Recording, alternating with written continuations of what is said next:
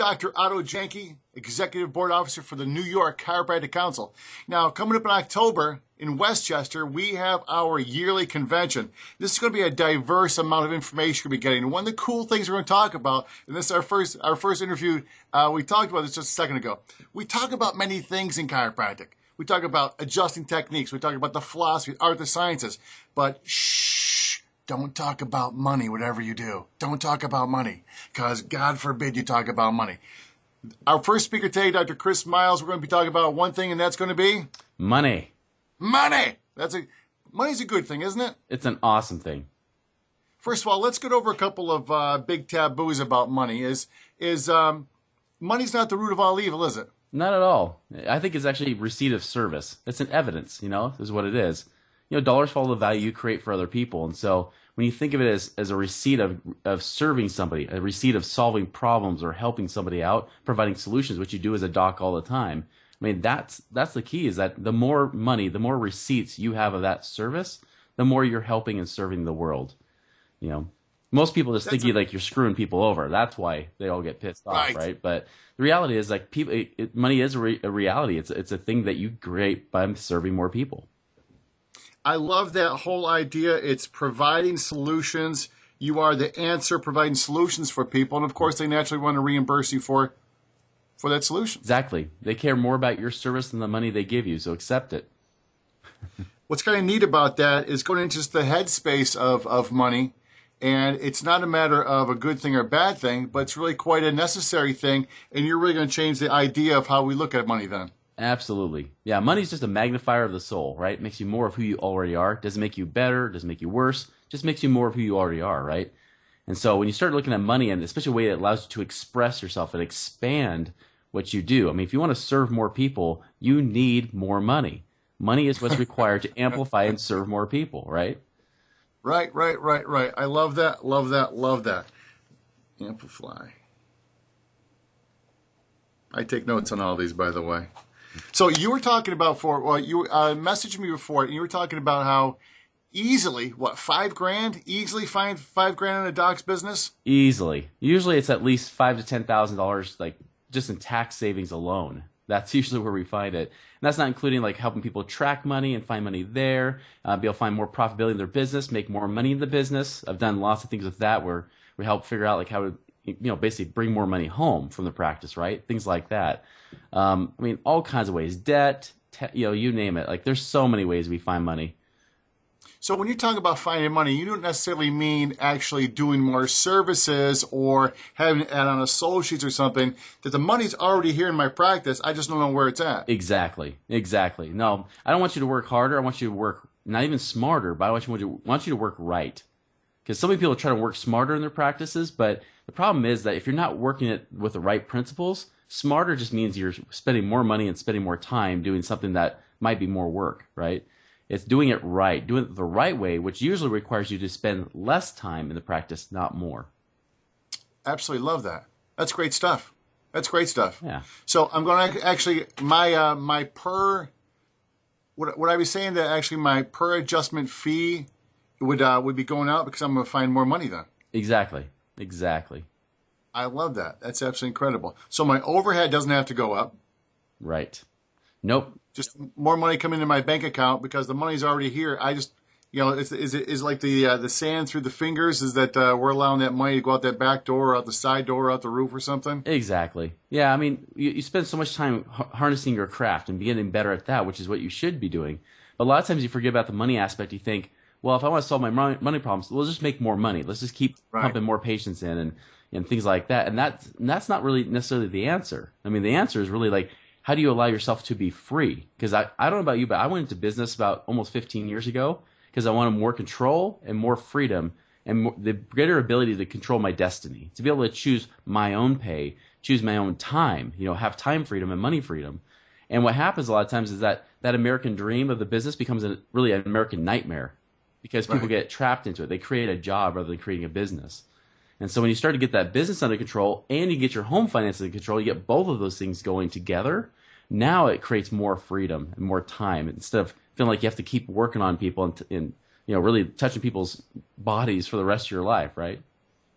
So the common ideology, Chris, and I've heard you've probably heard this a million times, is, but if I double my practice, I'll double my income also. Nope, not at all. I've seen the opposite. I've seen double the practice and then still keep the same income, and that's human nature. There's a law out there called Parkinson's law that says whenever there's a rise of income or revenue, there's a rise of expenses. Yeah, and what happens with most docs is that even though they raise the revenue up, they're like, wait a minute, I'm now working harder and I'm more away from home than I am. And so many times subconsciously we sabotage ourselves because we think, well, man, if I make more money, that means I have to go work harder because I made double the money from the last couple years. Well, if I'm working harder doing that, then double the money again, I'm never going to be home. So I'm just going to keep my practice small. I'm going to limit myself. When that's not the case at all, that doesn't have to be the case. You can make more money and not have to be at the practice more. Absolutely love that. The psychology of success and psychology of monetary success. That's absolutely fantastic. So, what's going to be the name of your talk you're going to be giving in October? It's called Find $5,000 in 1 hour. In 1 hour. 1 hour, but I think we got two, so it might be $10,000 in 2 hours. I'm looking actually for the date. It's going to be October 14th, 15th, and 16th in Westchester. We'll leave a link down there for anybody who wants to sign up to go. Again, Chris, we got you because we talk about this all the time, but no one wants to talk about money because it's a taboo subject.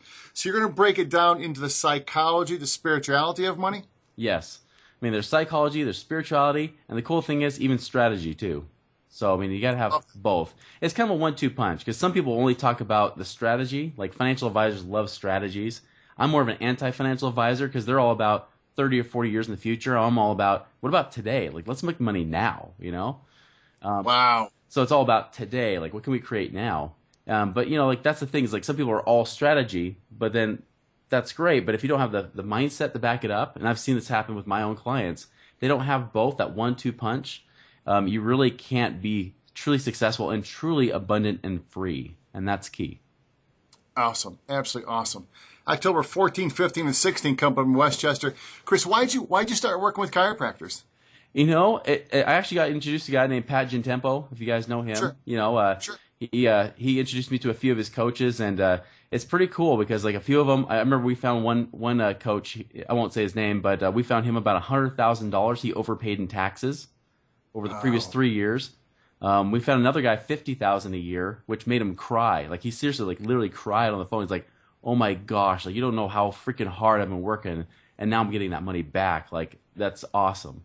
And so with that, like it just created an explosion, and just you know, chiropractors are awesome. Like I love the fact that they're very heart driven. Like I love heart driven entrepreneurs. Like I mean, I work with dentists as well, but sometimes dentists are very too like left brained.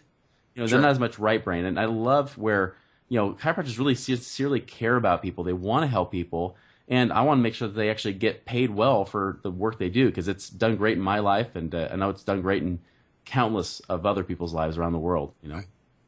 So October 14th, 15th, 16th, coming to Westchester. Chris, let's be so you're throwing out the numbers 100,000, 50,000. You find it's absolutely no problem whatsoever. $5,000 fined in 1 hour, 2 hours. Yeah, my average dog finds about $34,000 a year that I work with 1-to-1. So, you know, the few tips I give kind of the more common tips that have worked with most chiropractors.